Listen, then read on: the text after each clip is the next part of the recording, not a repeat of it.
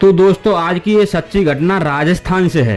राजस्थान में एक जिला है पाली, जहाँ एक फालना नाम की जगह है। तो फालना में एक लड़की अपने परिवार के साथ रहती थी, जिसका नाम था प्रिया सेठ। वो पढ़ने में बहुत तेज और दिखने में बहुत ही सुंदर थी। उसका सारा परिवार, माँ बाप, दादा, फूफा सब लोग टीचिंग फील्ड में थे। तो घर वालों की इच्छा थी कि प्रिया भी अच्छे से पढ़े और इसी टीचिंग के फील्ड में आ जाए। इसलिए उन्होंने 12वीं के बाद आगे की पढ़ाई के लिए प्रिया को जयपुर भेज दिया। तो कहानी को आगे बढ़ाने से पहले आपसे अनुरोध है कि अगर आप चैनल पर नए हैं तो प्लीज चैनल को सब्सक्राइब कर दीजिएगा और हाँ, घंटी वाले आइकन को दबाना मत भूलना। जयपुर में उसने एक प्राइवेट कॉलेज में एडमिशन ले लिया और जैसे जैसे समय बीतता गया वो शहर की चकाचौंध में खोने लगी। उसे जो पैसे घर से मिलते थे वो अब कम पड़ने लगे थे। तो उसने सोचा कि पढ़ाई के साथ साथ कोई जॉब कर लेती हूँ। प्रिया के सपने बहुत बड़े थे, वो बहुत सारा पैसा कमाना चाहती थी, इसलिए वो जयपुर में ही जॉब के लिए ट्राई करने लगी। एक दिन न्यूज़पेपर में जॉब के लिए ऐड निकला, लेकिन जब वो वहाँ इंटरव्यू के लिए पहुंची तो वहाँ उसे पता लगा यहाँ तो वेश्यावृत्ति का काम होता है। वो वहाँ से निकल सकती थी, लेकिन उसने निकलने की जगह उन लोगों के साथ काम करना स्टार्ट कर दिया। अब उसने अपने कॉलेज की लड़कियों को भी ऑफर देना स्टार्ट कर दिया, कमरे में आओ, लोगों के साथ समय बिताओ और मनचाहा पैसा ले जाओ। अब धीरे धीरे बहुत सी लड़कियां उससे जुड़ने लगीं। अब उसे लगने लगा कि यहाँ तो बहुत पैसा है। तो उसने अपने काम को थोड़ा और इंटरेस्टिंग बनाने के लिए, या ये कहें कि बहुत सारा पैसा कमाने के लिए, एक वेबसाइट बनाई।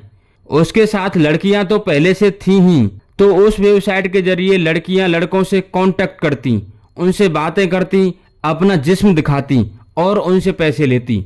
अगर किसी को लड़की की ज़रूरत पड़ती तो वो लड़कियां भी अरेंज कराती। इस तरह से उसका धंधा चल रहा था। समय बीता तो उसके दिमाग में एक और सातरा आइडिया आया। अब वो अमीर लोगों से सोशल साइट्स के जरिए बातें करती और बातों ही बातों में उन्हें फंसा लेती।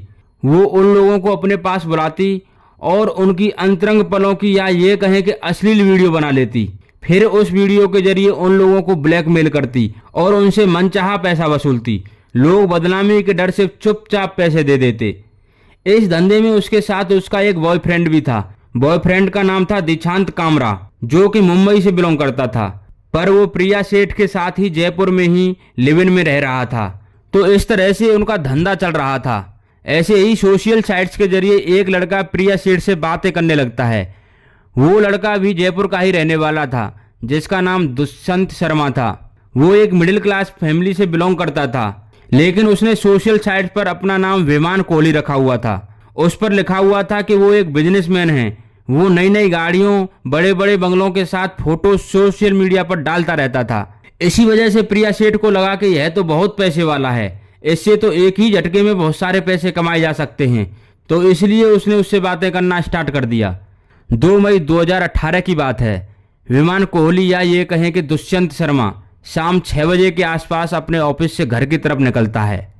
तभी सोशल मीडिया पर प्रिया सेठ की कॉल आती है। वो उससे कहती है कि आज रात मैं घर पर बिल्कुल अकेली हूँ, क्या तुम मुझसे मिलना चाहोगे? और तुम्हारा जो मन करे, जैसा मन करे वो कर सकते हो। आज तुम्हें कोई भी रोकने टोकने वाला नहीं है। प्रिया सेठ सुंदर तो थी ही। अब इस लड़के को लगा कि आज तो जैकपॉट हाथ लग गया। वो रास्ते भर उससे बातें करता गया।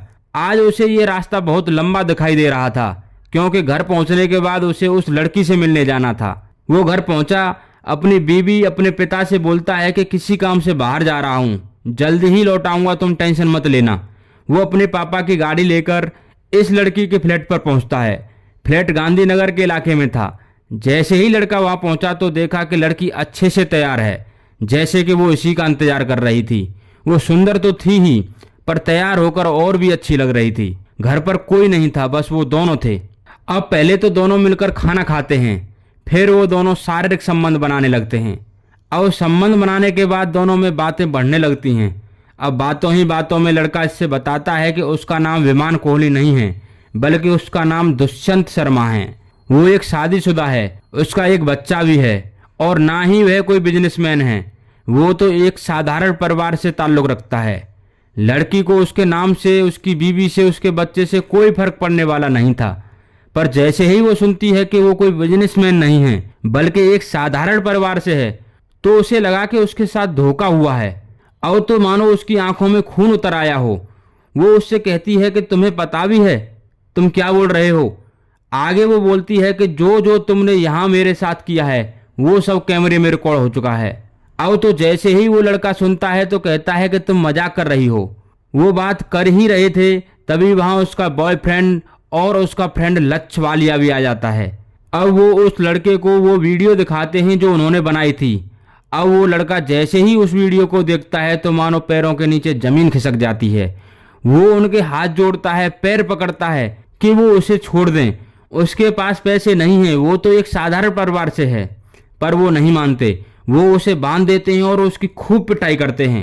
बोलते हैं कि अपने घर पर कॉल कर और 10 लाख रुपयों का इंतजाम करने के लिए बोल। वो कहते हैं ना कि मरता क्या न करता। वो अपने पापा के पास कॉल लगाता है और बताता है कि उसका किडनैप हो चुका है, वो जल्दी से 10 लाख रुपयों का इंतजाम कर दें। बाप जैसे तैसे कुछ पैसों का इंतजाम करके दुष्यंत के अकाउंट में ही पैसे ट्रांसफर कराता है। इधर वो लड़की दुष्यंत से उसके अकाउंट के पासवर्ड ले लेती है।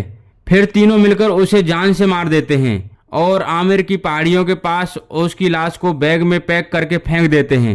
वो लाश का पूरा हुलिया बिगाड़ देते हैं जिससे कि वो किसी की पहचान में ना आए।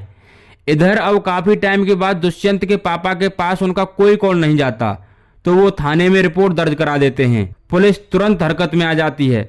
सबसे पहले वो दुष्यंत की फोन की लोकेशन चेक करती है तो उसके फोन की लास्ट लोकेशन उसी फ्लैट की दिखा रही थी जहां प्रिया सेठ और उसका बॉयफ्रेंड रहते थे, जहां पर वो लड़का उस लड़की से मिलने गया था।